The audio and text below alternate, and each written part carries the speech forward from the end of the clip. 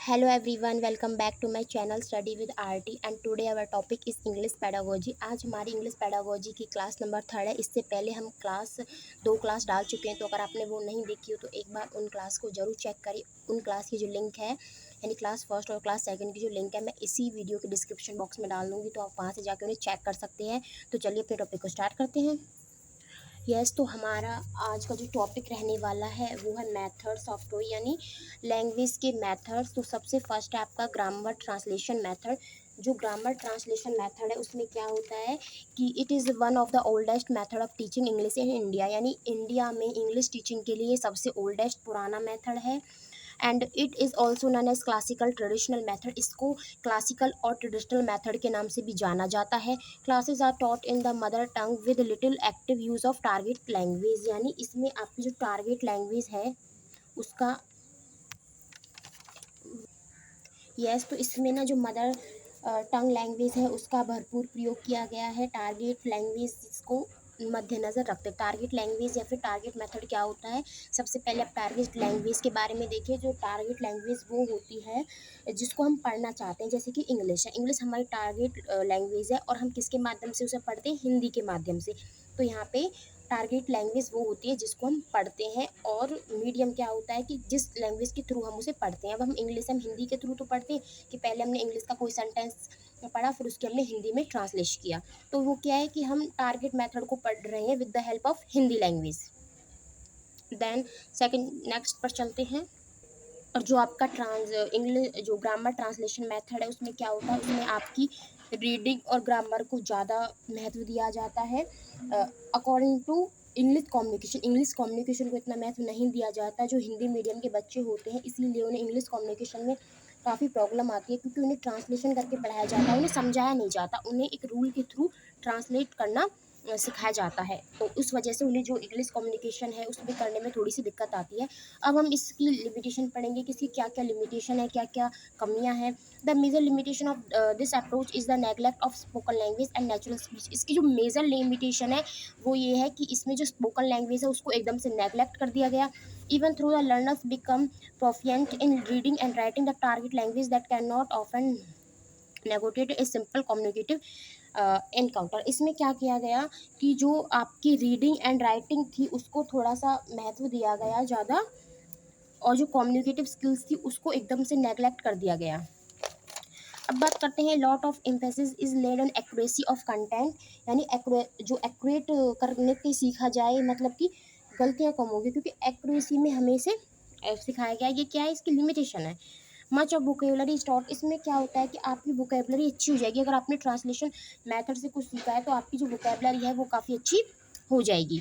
अब बात करते हैं कुछ क्वेश्चन की। यहाँ पे क्वेश्चन आता है जैसे कि लिटिल और no attention is given to pronunciation in method, यानी जिसमें बिल्कुल भी अटेंशन या फिर बहुत कम अटेंशन दिया जाता है प्रोनाउंसिएशन को, तो वो कौन सा मेथड है, तो वो ग्रामर ट्रांसलेशन मेथड है। क्योंकि उसमें प्रोनाउंसिएशन को इतना महत्व नहीं दिया जाता, उसमें महत्व दिया जाता है आपकी रीडिंग को और आपकी राइटिंग को और आपके रूल्स वगैरह को। तो वहाँ पर आपका जो प्रोनाउंसिएशन है उसका महत्व इतना नहीं दिया जाता। सेकंड क्वेश्चन है, grammar translation method of teaching English heavily relies on. ये जो ग्रामर ट्रांसलेशन मेथड है इंग्लिश टीचिंग करने का, वो किस पर ज़्यादा है, मतलब किस पर डिपेंड है, तो मीनिंग फोकस टीचिंग। इसमें क्या होती है, मीनिंग फोकस टीचिंग कराई जाती है। अब जो सेकंड मेथड है, direct method, it is also known as natural method. इसको हम नेचुरल मेथड के नाम से भी जानते हैं। ये आपकी अपोजिट है ग्रामर ट्रांसलेशन मेथड से। जो ग्रामर ट्रांसलेशन मेथड है उसकी बिल्कुल अपोजिट है आपका direct method. Use of mother tongue is discourage, यानी इसमें जो मदर टंग है उसका यूज़ किया गया है, नहीं उसका बिल्कुल भी यूज़ नहीं किया गया। डिस्करेज मतलब कि टारगेट मेथड में आपकी मातृभाषा है उसका बिल्कुल भी यूज़ नहीं किया गया। वहाँ पे इंग्लिश टू इंग्लिश टॉक होती है। ये ज़्यादातर इंग्लिश मीडियम वाले स्कूल्स में होती है, जहाँ पे टीचर भी और स्टूडेंट भी इंग्लिश में ही बात करते हैं। अगर वो हिंदी में बात कर देते हैं तो उन पर 5 रुपये 10 रुपये का फ़ाइन होता है। तो वहाँ पर ये डायरेक्ट मेथड यूज़ होता है। अब बात करेंगे attention is on speaking and listening. यहाँ पर सिर्फ स्पीकिंग और लिसनिंग को ज़्यादा अटेंशन दी गई है कि बच्चे को इंग्लिश में ही बोलना है और जो सुनना है वो भी इंग्लिश में ही सुनना है। तो स्पीकिंग और लिसनिंग में यहाँ पर ज़्यादा अटेंशन दी गई है। Grammar is taught inductively and indirectly, यानी इसमें क्या किया गया है कि जो ग्रामर है उसको इंडक्टिवली टीच किया गया है कि नॉन टू अननोन जाना। जो इंडक्टिव मेथड होता है, मैंने आपको बताया था पहली वाली वीडियो में, इंडक्टिव और डिडक्टिव मेथड दो मेथड होते हैं। इंडक्टिव मेथड में होता है कि नो टू अननोन जान, यानी पहले आप उस चीज़ को जानते हो, फिर उसके बाद आप एग्जाम्पल कर रहे हो, rule to example to rule. जैसे कि हम नाउन पढ़ाते हैं तो हम पहले बता देते हैं रिवर का नेम, इन्हें हम 3-4 नेम बता देते हैं और फिर बोलते हैं कि नाउन, वो जो अभी हमने आपको बताया वो नाउन थे, क्योंकि किसी भी anything, any person, any object का नेम आपका नाउन कहलाता है। तो यहाँ पे हम क्या कर रहे हैं, पहले हम बच्चों को थोड़ा सा बता देते हैं, तब हम उसे एक्सप्लेन करते हैं, तो वो इंडक्टिव मेथड होता है। अब बात करते हैं एक और क्वेश्चन की, the method of teaching foreign language without using the people's first language, यानी उस मेथड का नाम बताओ जिसमें हम फॉरेन लैंग्वेज सिखाते हैं। फॉरेन लैंग्वेज यानी विदेशी भाषा, विदाउट पीपल्स फर्स्ट लैंग्वेज यानी अपनी मातृभाषा का प्रयोग नहीं करके हम विदेशी भाषा सिखा रहे हैं। तो वो कौन सा मेथड थे, वो डायरेक्ट मेथड है, क्योंकि हम उसमें अभी हमने पढ़ा था कि हम मदर टंग का तो डिस्करेज, यानी मदर टंग का तो बिल्कुल भी प्रयोग नहीं कर रहे, डायरेक्ट इंग्लिश टू इंग्लिश हम टॉक कर रहे हैं। अब बात करते हैं थर्ड मेथड की, जो कि है डॉक्टर वेस्ट न्यू मेथड, यानी जो ये दिया था, ये डॉक्टर माइकल वेस्ट ने दिया था, इसलिए इसे डॉक्टर वेस्ट न्यू मेथड बोला जाता है। It was against the direct method, ये डायरेक्ट मेथड के अगेंस्ट था। फोकस ऑन साइलेंट रीडिंग, इसमें उन्होंने रीडिंग पर ज़्यादा फोकस किया, जो साइलेंट रीडिंग होती है, हम अपनी पहली क्लास में पढ़ चुके हैं, साइलेंट रीडिंग, लाउड रीडिंग, इन सभी के बारे में।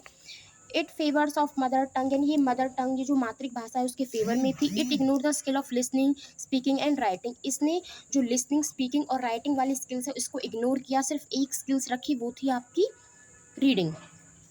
अब बात करते हैं फोर्थ मेथड की, जो कि बाइलैंग्युअल मेथड है, इसको डिस्कवर किया था C.T. डैडसन ने। Yes.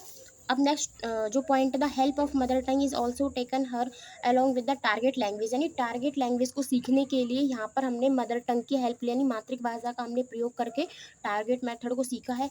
Children are not allowed to use the mother tongue, teacher uses it when needed, यानी इसमें हमने मदर टंग का तो यूज़ किया है, बट जो चिल्ड्रन थे वो इसका यूज़ नहीं कर सकते थे, यानी मदर टंग का जो यूज़ करने जो अलाउड थी वो सिर्फ टीचरों को थी, यानी अध्यापक यूज़ कर सकते हैं, पर बच्चे मदर टंग का यूज़ नहीं कर सकते, जहाँ पर उन्हें ज़रूरत है टीचर ही यूज़ करेंगे। सैंडविच टेक्निक इज़ यूज्ड, इसमें सैंडविच टेक्निक यूज़ की गई। सैंडविच टेक्निक कैसे कह सकते हैं हम, जैसे सैंडविच होता है, ऊपर ब्रेड, नीचे ब्रेड, बीच में जो मटेरियल फिलिंग होती है, तो इसी टाइप से ऊपर आपकी टारगेट लैंग्वेज, बीच में हिंदी, नीचे आपकी टारगेट लैंग्वेज। अब बात करते हैं फिफ्थ मेथड की, जो कि ऑडियो लैंग्वेज मेथड था, इसको आर्मी मेथड भी बोलते हैं, क्योंकि आर्मी वगैरह में ये मेथड ज़्यादा यूज़ किया जाता था। This pattern practice and drill produced only limited language, but इसको सिर्फ लिमिटेड लैंग्वेज के लिए हम यूज़ कर सकते थे। इसमें पैटर्न प्रैक्टिस होती थी। Their ability to express themselves is limited to set phrases there they have practice, यानी कुछ लिमिटेड ही फ्रेप्स थे जिनकी उन्हें बार बार प्रैक्टिस कराई जाती थी। अब बात करते हैं सिक्स मेथड की, जो कि है आपका कम्युनिकेटिव लैंग्वेज टेक्निक, जिसमें सोशल एक्सेप्टेबल होता है, यानी सामाजिक एक्सेप्टेबल होता है, और आपका कॉन्टेक्चुअली अप्रोप्रिएट लैंग्वेज होती है, यानी कॉन्टेक्स्ट बेस्ड लैंग्वेज होती है, जिसको आप CLT भी बोलते हो। अब बात करते हैं एक इसी से रिलेटेड क्वेश्चन की, communicative language teaching replace, basically जो कम्युनिकेटिव लैंग्वेज टीचिंग थी वो किसको रिप्लेस कर रही थी, वो स्ट्रक्चरल टीचिंग को रिप्लेस कर रही थी। अभी हम स्ट्रक्चरल टीचिंग के बारे में भी पढ़ेंगे पीछे, तो हम बताएंगे कि स्ट्रक्चरल टीचिंग क्या होती है। नेक्स्ट एक क्वेश्चन है, which of the following approach method advocates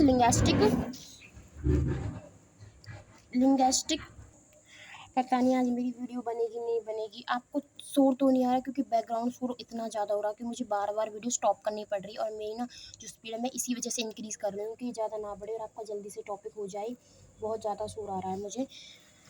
then देखते हैं fifth question, which of the following approach method advocate linguistic competition competence and performance, यानी परफॉर्मेंस के लिए कौन सी जो लिंग्विस्टिक, यानी किस चीज़ को हमने महत्व दिया, किस मेथड को, तो वो कम्युनिकेटेड अप्रोच थी, उसको हमने ज़्यादा महत्व दिया किसके लिए, कंपटीशन वगैरह में परफॉर्मेंस के लिए। अब बात करते हैं नेक्स्ट सेवन मेथड की, जो कि स्ट्रक्चर अप्रोच, जो मैं बता रही थी कि पीछे बताऊंगी, तो ये मेथड है alternative to direct method of teaching, यानी अल्टरनेटिव है to the direct method of teaching का। A scientific selection and grading of structure pattern of sentence vocabulary, यानी इसमें एक साइंटिफिक सिलेक्शन या फिर स्ट्रक्चर्स जो पैटर्न्स होते हैं उनका यूज़ किया गया किसी भी सेंटेंस को सिखाने के लिए, या फिर वोकेबलरी, सेंटेंस वोकेबलरी को सिखाने के लिए। जैसे कि स्ट्रक्चर पैटर्न्स की हम बात करें, जैसे कि कोई भी अगर हमें हिंदी टू इंग्लिश बनानी है तो पहले हम सब्जेक्ट को फोकस करते हैं, फिर आपकी हेल्पिंग वर्ब आती है, फिर आपकी मेन वर्ब आती है, फिर आपका ऑब्जेक्ट आता है, फिर बाद में जो एक्सेट्रा वर्ड होते हैं ETC होता है। तो इसी टाइप से क्या करते हैं, हम हिंदी की इंग्लिश बनाते हैं। तो इसमें ये स्ट्रक्चर पैटर्न्स बोलेंगे कि एक स्ट्रक्चर दिया गया है। अब बात करते हैं सिचुएशनल अप्रोच की, जिसको SLT भी बोलते हैं, जो कि सिचुएशन के अकॉर्डिंग होती है। जैसे कि मैंने यहाँ पे 2 एग्जाम्पल लिए, मार्केट और वॉशरूम। जैसे कि आप मार्केट जाते हो तो आपको 1-2 सेंटेंस ऐसे याद करा देते हैं जो मार्केट में आपके काम आते हैं। तो वहाँ पे सिचुएशनल अप्रोच यानी सिचुएशन को ध्यान में रखकर अपनी बातचीत करना। जैसे कि वॉशरूम है, अब हम वॉशरूम जाते हैं तो हमें एक सेंटेंस रटा दिया जाता है कि may I go to washroom sir, may I go to washroom ma'am. तो वो एक सिचुएशन बेस्ड आपकी अप्रोच है कि जब आपको सिचुएशन यानी जब आपको जरूरत पड़ती है तो आप उस सेंटेंस का यूज़ कर सकते हो। इसमें नॉर्मली 2-3 सेंटेंस आपको रटवा देते हैं। अब बात करते हैं 9th की, natural approach of teaching English, जिसमें क्या होता है नेचुरल अप्रोच होती है टीचिंग इंग्लिश की, जिसमें natural approach of teaching English was develop, ये आपकी ट्रेसी टैरल ने डेवलप की थी एंड स्टेफन कैरिजन ने। यहाँ पे हम कैरिजन्स के कुछ 5 हाइपोथेसिस भी पढ़ेंगे, जिसमें नेचुरल ऑर्डर हाइपोथेसिस है, एक्वेशन है।